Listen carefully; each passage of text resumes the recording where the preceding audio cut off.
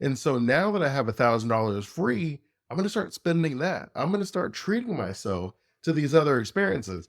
And while I can appreciate that idea, it's very important to recognize there's little more valuable than your freedom. Right? Like just real talk. There's so much that we could do in the world, but you and I both know that there's a reason people feel most excited about Friday because they have their most freedom over the weekend.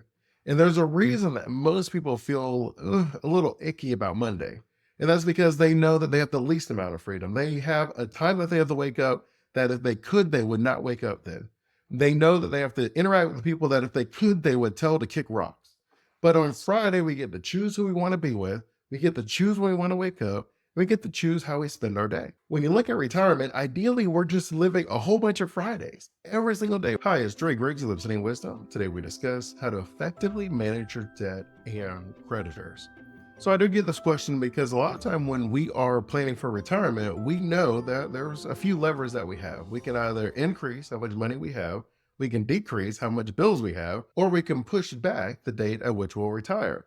That each of these has a place within our own retirement plan, and there are a lot of factors that go into deciding which lever we should pull. Today, we're going to focus on the lever of managing our debt and our creditors. Now, the way we're going to do this, and we'll end with a case study where I'll show you just exactly what the numbers look like. I know for me personally, you guys know when I retired from corporate America that I had about $8,000 in my name. That was all I had in my 401k. So I wasn't going to be retired for very long. I was hoping that I would figure out the whole entrepreneur thing. I know I wanted to help people. I had an idea of how I wanted to help people. And I wasn't exactly sure how all those pieces went together. I didn't really have a plan. Well, it didn't work as quickly as I thought it would. So I did rack up a decent amount of debt. I caught malaria my first year and I had the knee surgery. So I had the healthcare expenses. I had two of my kids in daycare. So we had just those expenses. We had a mortgage and a whole bunch of different moving pieces. So I didn't have that many months to figure out what I would do. Well, as you all know, it did not work out as I was hoping. So I had over $10,000 in debt easily. And I will share with you what I learned as far as the strategies I use to get rid of this debt. And for the most part, it always comes down to our relationship with money. So when you're talking about money, a lot of the times when we have debt, there is something that we believe that enables us to spend more than what we have.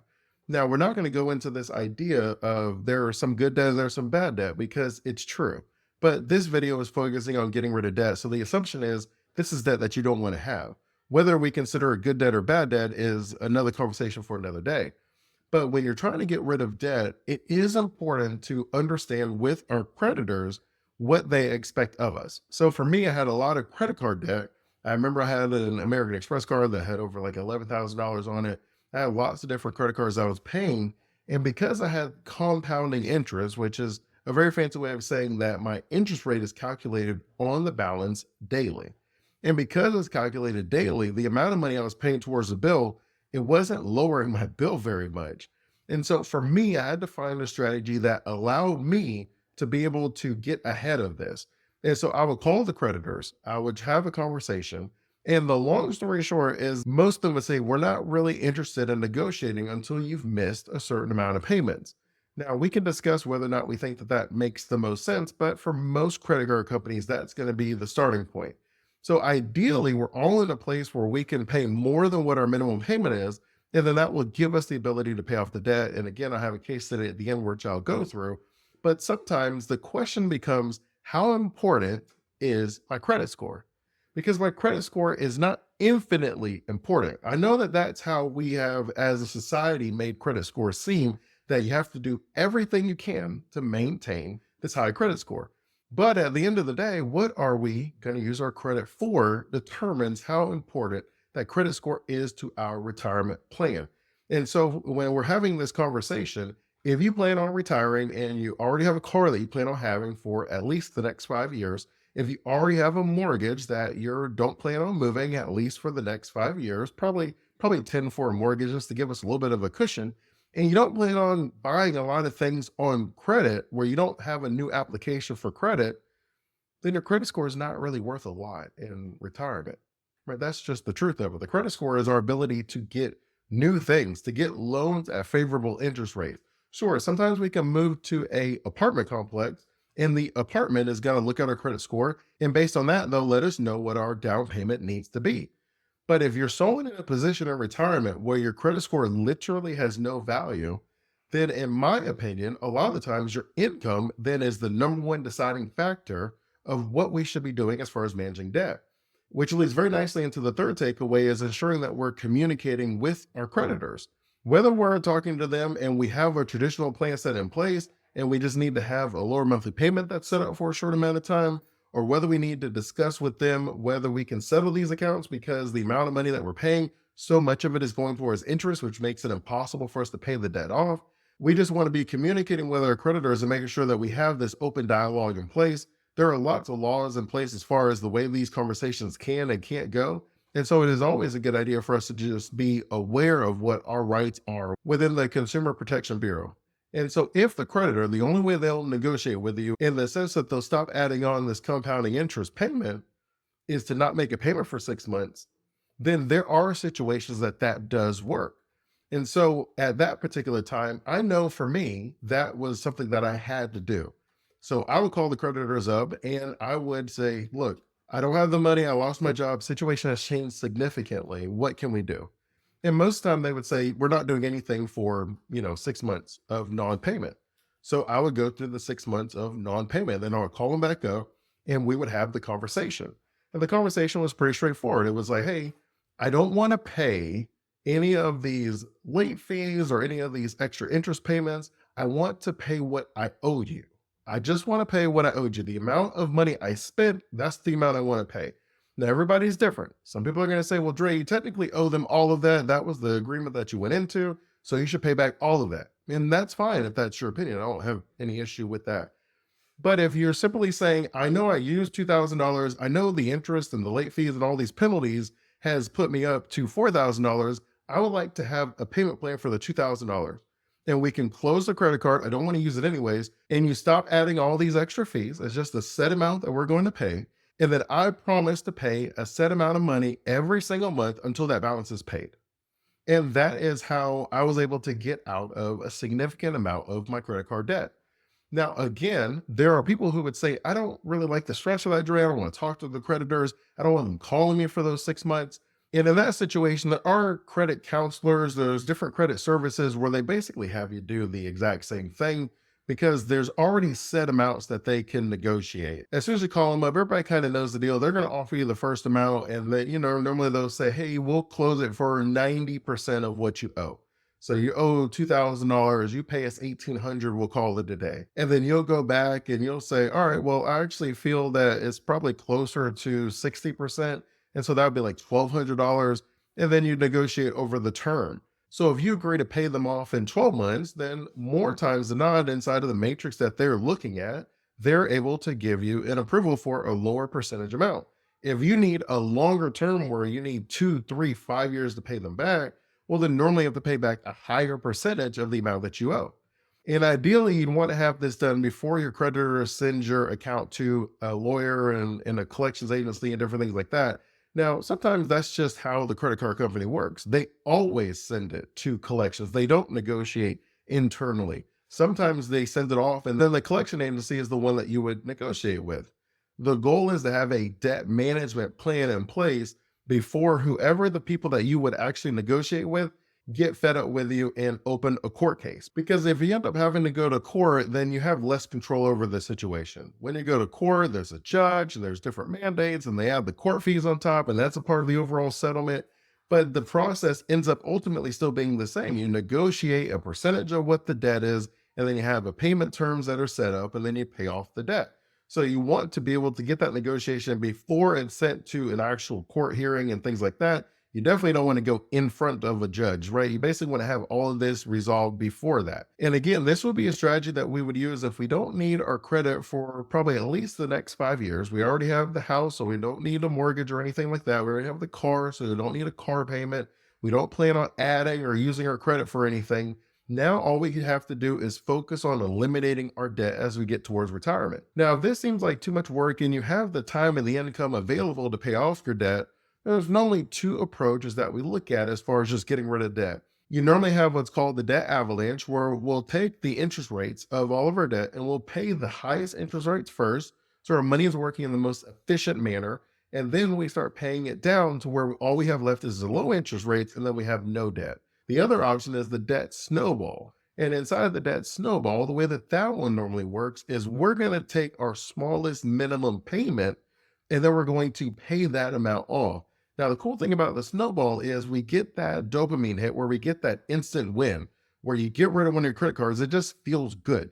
And the idea is if I have $1,000 that I pay towards all of my credit cards, so let's say you have 10 credit cards and you pay $100 on each credit card. Well, as soon as you get rid of one, you now take that $100 and you move it to the next smallest credit card debt. So then you have the same $1,000 that you're allocating each month, but at the very end of it, you're going to be literally paying $1,000 a month on whatever the last credit card is. And you can sort of see how it is a snowball and you build that momentum. These are going to be the more common and traditional approaches. And I'll show you in the case study where you can see that we were paying about $2,128 every single month towards our debt. You see the credit cards as a Shell, a Chase, a Walmart, American Express, a Citi, a car loan, and your mortgage. And all we changed was we added an additional $200 a month. So we were paying $2,328. And you can see that it removed the debt 5 years sooner just by us using the debt snowball and getting rid of the smallest balance first and working towards the highest balance. But we maintain that monthly payment. Now, if you were someone who wanted to be able to pay the interest rates off first, you can see that what it ultimately does is it's about the same benefit. You can see that it's still about 64 months. You can see it's still about $25,000 that we save. It ends up working that way for a lot of people because for the most part, we end up with about the same interest rates. Like, yes, technically speaking, we probably have some higher interest rates, but for the most part, depending on what your credit is, we're normally going to be around that same range, that all of my cards are going to be somewhere in that 20 to 30% range. I may have a couple that are at 0%. I may have some that are even less than 10%, but we know that we normally have our credit cards within a certain range. Now, this you can see where we're able to get rid of all of the debt. Now, some people will say, well, Dre, I like my mortgage. I don't have an issue with it. I like being able to write off some of the interest expense on my taxes and different things like that. And of course, we would make the change in the plan as necessary for that. But the big takeaway that we need to have is we have to break the cycle of debt. And a lot of time we talk about getting out of debt, but we don't talk what got us into debt. And if we're making the same financial decisions, even though you implement some of these strategies, once you're out of debt, you'll end up back in debt. You'll end up back in the exact same situation, which is why I normally caution people about debt consolidations. High level debt consolidations sound great. They free up cash flow. I'm currently paying $2,000 a month on all my cards. You consolidate them, and now I'm going to pay $1,000 a month towards my card. So you freed up $1,000. And then I'm going to take that $1,000 and build up my emergency fund so that I don't have this debt when I get out. And then I'm going to spend the other $1,000 to get rid of the credit card debt, and everything's going to be rainbows and Skittles. High level, it sounds like a great approach. But what I often see is when we do the debt consolidation, because we have not changed our relationship with money, we still spend more than what we have. We end up back in debt. And sometimes we end up with more credit card debt while we still have the consolidation loan. So now we have to pay the consolidation loan off while we still have to make the minimum payments on our other cards. For a lot of people, it's very important, not just the strategy, the number, the nuts and the bolts. It's very important to understand, why did we get into this debt? See, I know why I got into my debt. You guys know I'm not big on spending. I don't say that as a boastful thing. I just don't spend a lot of money. Now I'm married and my wife, she crushes that. She spends enough for both of us, so I don't have to worry about that. But I do know for me that the reason I had my debt was because I left corporate America and I wasn't making any money. So as soon as I negotiated and got out of the debt, I wasn't going to be spending and racking back up the debt. That was just something I knew. But at the same time, I have seen it where we have a debt consolidation and we're still paying credit cards because we went back into debt. I have seen it where we freed up the money, but we then allocate that money towards something else. That more or less what we felt was I was struggling to pay off these bills and I wasn't really living a life that I felt fulfilled and satisfied. And so now that I have $1,000 free, I'm going to start spending that. I'm going to start treating myself to these other experiences. And while I can appreciate that idea, it's very important to recognize there's little more valuable than your freedom, right? Like, just real talk. There's so much that we can do in the world, but you and I both know that there's a reason people feel most excited about Friday, because they have their most freedom over the weekend. And there's a reason that most people feel a little icky about Monday. And that's because they know that they have the least amount of freedom. They have a time that they have to wake up that if they could, they would not wake up then. They know that they have to interact with people that if they could, they would tell to kick rocks. But on Friday, we get to choose who we want to be with. We get to choose when we want to wake up. We get to choose how we spend our day. When you look at retirement, ideally, we're just living a whole bunch of Fridays. Every single day, we're only dealing with the people that we want to deal with. We're only doing the things that we want to do. And we're only waking up at the time we want to wake up. And we get to tell everybody else to kick rocks. If we don't give ourselves the financial freedom to be able to do that, then we won't feel that joy that we know comes with a proper wealthy retirement, which is why we have to change our relationship with money before we get out of debt. So that way, once we get out of debt, once we put the strategies in place, I can put the plan together for you. Once we put the strategies in place, we know that you're in a different space to where you're not going to be back in debt in retirement, because the retirement plan only works if we follow the plan, right? I was talking to my second oldest, Alec, and we were preparing for a math test.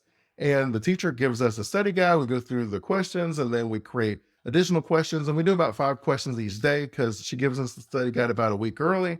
And then we take the test and she gets A's when that happens.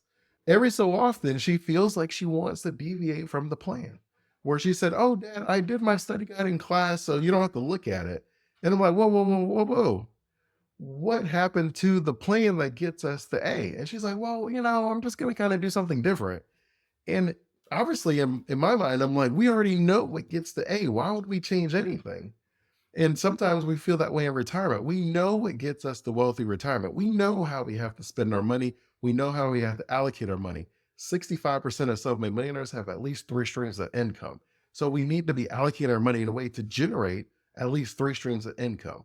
We know from a tax perspective, earned income is taxed in the least favorable manner. That if you're investing in real estate or businesses in the stock market, that it is taxed in a much more favorable manner. And so we have to take a step back and put a plan together. But putting the plan together is that's the easy part.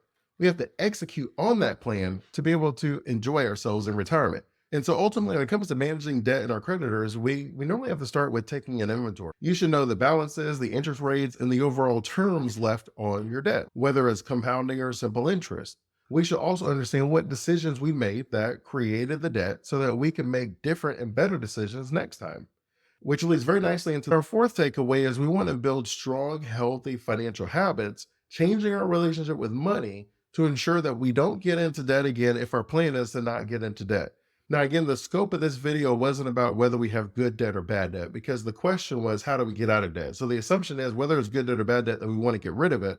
And so then in that case, we need to build the proper habits to ensure that we don't find ourselves exactly where we started again 2 years from now. You see where 75% of professional athletes are broke within 3 years of retirement, that 90% of generational wealth is gone by the 3rd generation, that 60% of Americans are living paycheck to paycheck, that the numbers show the majority of Americans are going to retire broke over the next several years. You can see that our relationship with money as a community, as a country, is relatively poor.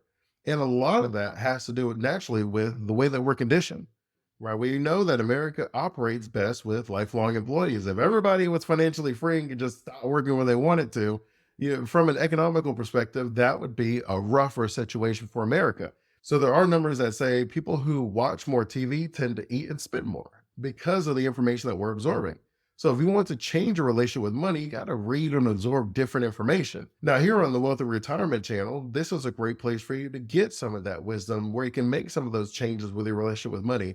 Now, I don't pretend to be the end all be all. So naturally, you may want to have other sources that you also listen to, but we want to make sure that we're listening and absorbing information that gives us the best opportunity to make different financial decisions. By taking these steps, you can regain control of your finances and reduce the stress that often comes with debt. As always, I'm thankful for your time. I don't take it for granted. If you found value in this video, I simply ask for you to like and subscribe so you continue receiving valuable insights on how to create your own wealthy retirement system. Until next time, stay safe and enjoy life.